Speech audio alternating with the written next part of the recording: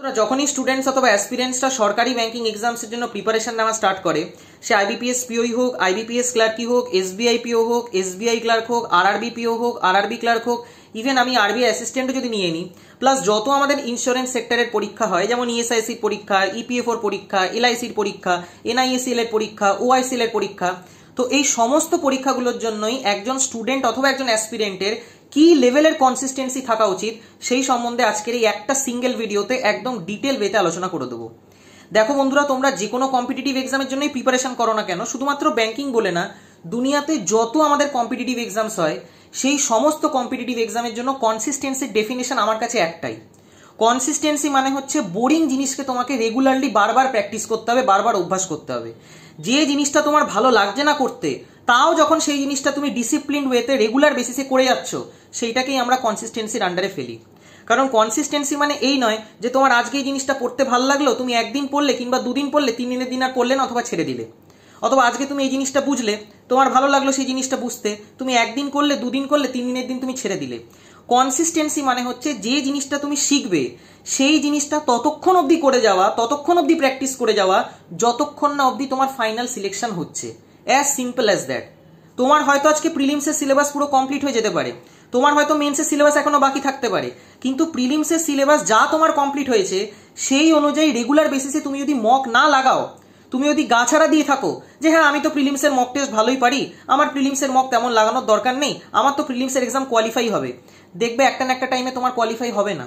কারণ স্পিড নষ্ট হয়ে যাবে। কারণ প্রিলিমসের মক টেস্টের জন্য তুমি কনসিস্টেন্ট নও, তোমার দিতে ইচ্ছা করছে না, তোমার মনে হচ্ছে আমার সব কমপ্লিট, আমি সবকিছু পারি, কিন্তু তুমি গিয়ে দেখবে রিয়েল এক্সামে তুমি প্রচন্ড পরিমাণে প্রবলেম ফেস করবে। তো ন্যাচারালি যাই তুমি শেখো না কেন, আজকে অঙ্কে ধরো তুমি একটা নতুন কোনো চ্যাপ্টার শিখলে, অথবা রিজনিং এ তুমি একটা নতুন কোনো পাজেলের টাইপ শিখলে, তো সেই পাজেলের টাইপ তুমি ধরো 3-4 দিন প্র্যাকটিস করলে, তারপর 5 নম্বর দিন থেকে তোমার মনে হলো আর আমার প্র্যাকটিস করার দরকার নেই, কারণ আমি সবই করতে পারি। তুমি দেখবে 10 কি 12 দিন পরে যে জিনিসটা তুমি শিখেছিলে অথবা যে টাইপের পাজেলটা তুমি প্র্যাকটিস করেছিলে, সেটা যদি তুমি রিভাইজ না করো, তুমি যদি রেগুলার বেসিসে প্র্যাকটিস না করো, তুমি আবার সেই জিনিসটা ভুলে যাবে। এবং এই জিনিসটা ভীষণ ভীষণ ভীষণ একটা ইম্পর্টেন্ট রোল প্লে করে একজন স্টুডেন্ট অথবা একজন অ্যাসপিরেন্টের সিলেকশনের ক্ষেত্রে। সে যদি প্রপার ওয়েতে রিভাইজ না করে এবং সে যদি কনসিস্টেন্ট না থাকে, তাহলে সে আগের জিনিসগুলো ধীরে ধীরে ধীরে ধীরে আস্তে আস্তে আস্তে আস্তে ভুলতে শুরু করে। ওই জন্য সবসময় তোমাকে যখন কনসিস্টেন্সি মেনটেন করতে হবে, একটা জিনিস যদি তোমার পড়া হয়ে থাকে, সেই জিনিসটা যদি তোমার ভালো করেও প্রিপেয়ার্ড থাকে, তাও তোমাকে সেই জিনিসটা রেগুলার বেসিসে রিভাইজ করতে হবে, রেগুলার বেসিসে প্র্যাকটিস করতে হবে। আজকে যখন তুমি অঙ্কের সমস্ত কনসেপ্ট শিখে নেবে, আজকে যখন তুমি অঙ্কের টেকনিক অফ সলভিং শিখে নেবে, তাও তোমাকে শুরু থেকে শেষ চ্যাপ্টার অবধি, অর্থাৎ এরিথমেটিকের রেশিও প্রপোর্শন প্র্যাকটিস করতে হবে, পার্সেন্টেজ আবার প্র্যাকটিস করতে হবে, প্রফিট অ্যান্ড লস আবার প্র্যাকটিস করতে হবে, ডিসকাউন্ট আবার প্র্যাকটিস করতে হবে, আগের কোশ্চেনগুলোই তোমাকে বারবার করে প্র্যাকটিস করতে হবে। জেনারেলি এক একটা চ্যাপ্টারের উপর আমরা 500 থেকে 550 কোশ্চেন প্র্যাকটিস করি। যাহা তক তুমি একটা টেকনিক শিখে গেলে, যাহা তক তোমার একটা চ্যাপ্টার কমপ্লিট হয়ে গেল, ওই 500 থেকে 550 কোশ্চেন একটা পার্টিকুলার চ্যাপ্টারের উপর টাইম ধরে ধরে তোমাকে রেগুলার বেসিসে সলভ করতে হবে। অন্তত 7 দিনে একবার করে তো বারবার প্র্যাকটিস করা উচিত, তোমার বারবার রিভাইজ করা উচিত। যত অভ্যাস বাড়বে, যত প্র্যাকটিসের লেভেল বাড়বে, ততই স্পিড ডেভেলপ করবে।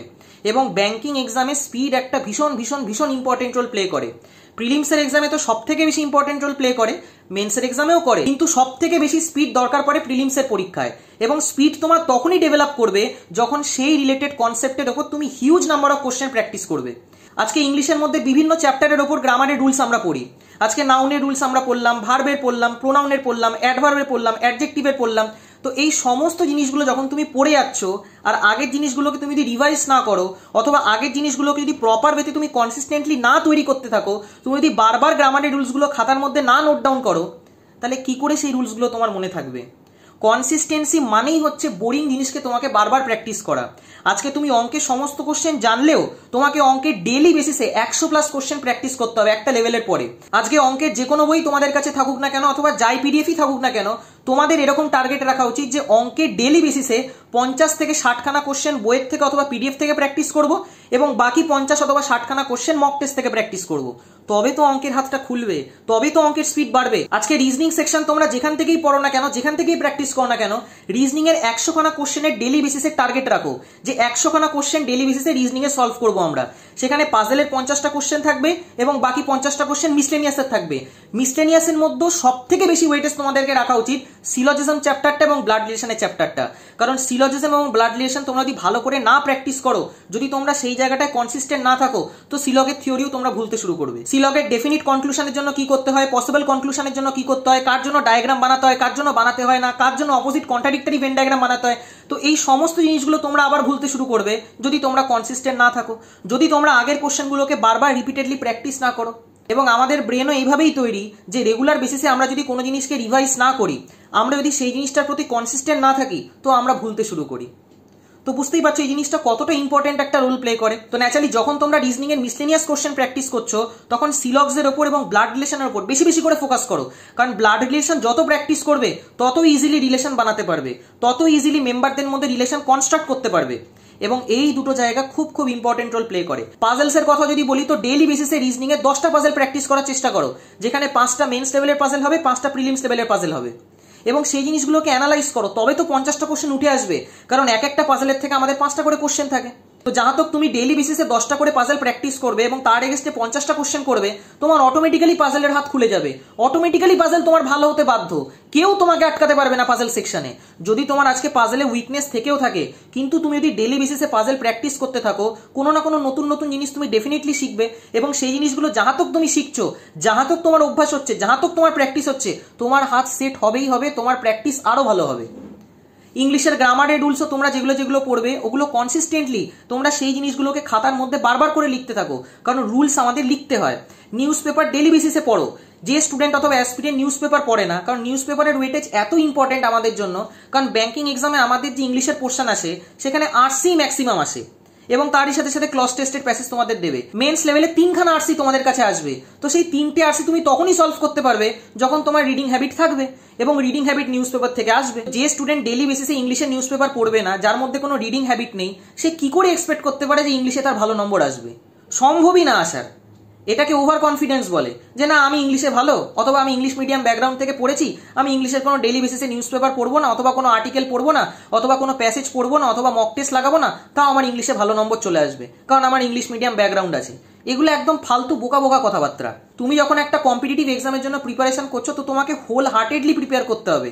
তোমাকে সমস্ত দিকগুলোকে ভালো করে ঘেটে দেখতে হবে যে কোন জায়গায় আমার ল্যাগিং আছে, কোন জায়গায় উইকনেস আছে। ইংলিশ এমন একটা সেকশন যেখানে মেন্সের পরীক্ষা তো আমরা ফুল অ্যাটেম্প্ট করতে পারি, অন্যান্য সেকশনে তুমি ফুল অ্যাটেম্প্ট করতে পারবে না।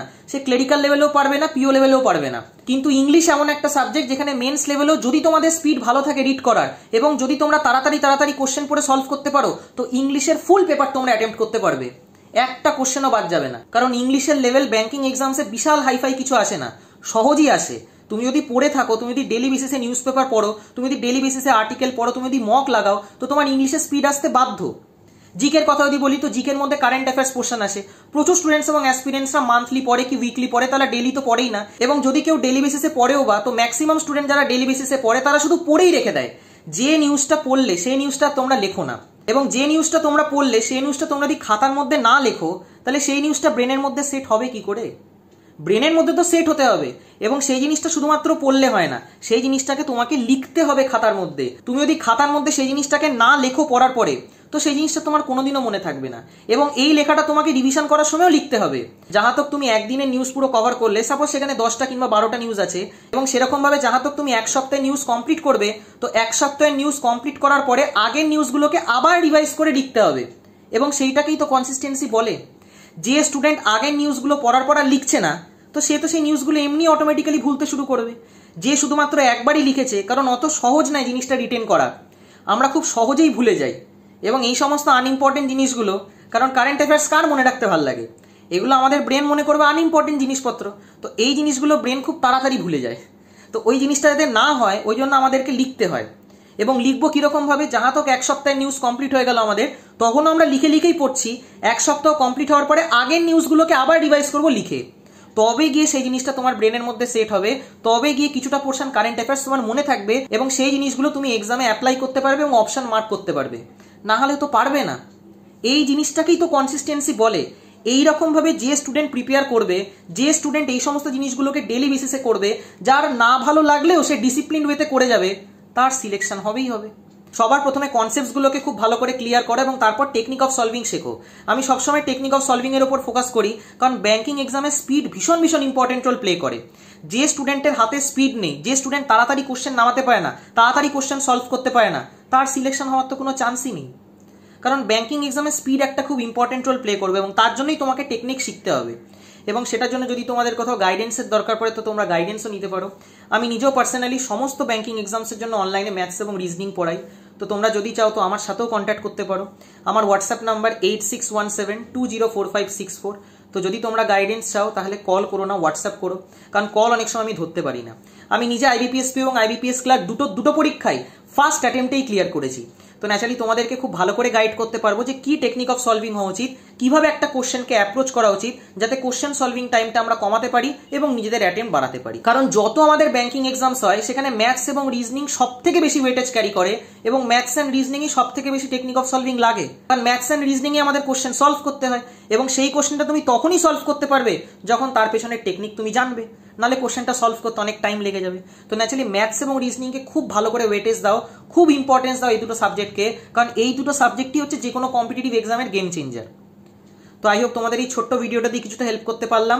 ফুল কনফিডেন্সের সাথে, ফুল মোটিভেশনের সাথে সরকারি ব্যাংকিং এক্সামসের জন্য প্রিপারেশন করো এবং চেষ্টা করো তার কাছ থেকেই গাইডেন্স নেওয়ার যে অলরেডি ফিল্ডে সিলেক্টেড, যাতে তার টেকনিক অফ সলভিং, তার ডাউট ক্লিয়ারিং প্রসেস, তার মেথড অফ সলভিং খুব ভালো করে বুঝতে পারো এবং সেই জিনিসগুলোকে পরীক্ষায় অ্যাপ্লাই করতে পারো। বাকি আশা করি তোমাদের এই ভিডিওটা দিয়ে কিছুটা হেল্প করতে পারলাম।